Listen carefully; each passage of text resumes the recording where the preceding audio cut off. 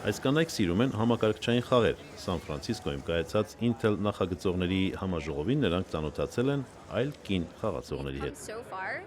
Կանայք զգալիորեն առաջադիմում են համակարգչային խաղերում եւ այդ միտումը օրեցօր աճում է։ Դայան Թրենը Հյուսթոնից է, նա կին խաղացողներից կազմված CLG Red կոչվող թիմի անդամ է։ Նրանք տարբեր քաղաքներից առցանց խաղում են եւ շրջագայում աշխարհով մեկ հաղթելու տարբեր առաջնություններում։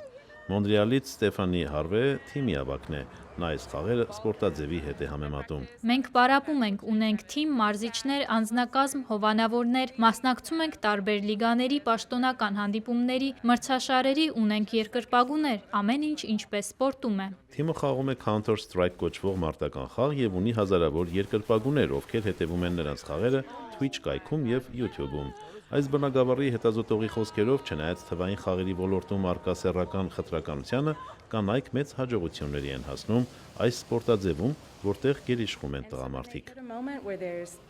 Խտրականության որևէ արտահայտության բախվելիս նրանք գիտեն, թե ինչպես պաշտպանել իրենց այդ միջավայրում։ Բենիտա Նովշադյանը խաղերից ազատ ժամանակ համակարգչային տեխնոլոգիաներ է ուսումնասիրում Կալիֆոռնիայի քոլեջում։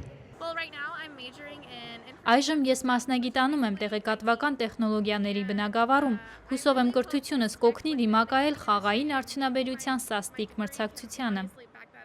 Իսկ առայժմ նա եւ նրա թիմակիցները վայելում են արհեստավարժ խաղացողի համբավը վիրտուալ աշխարհում։ Ամերիկայի ձայն հեռուստահանդես։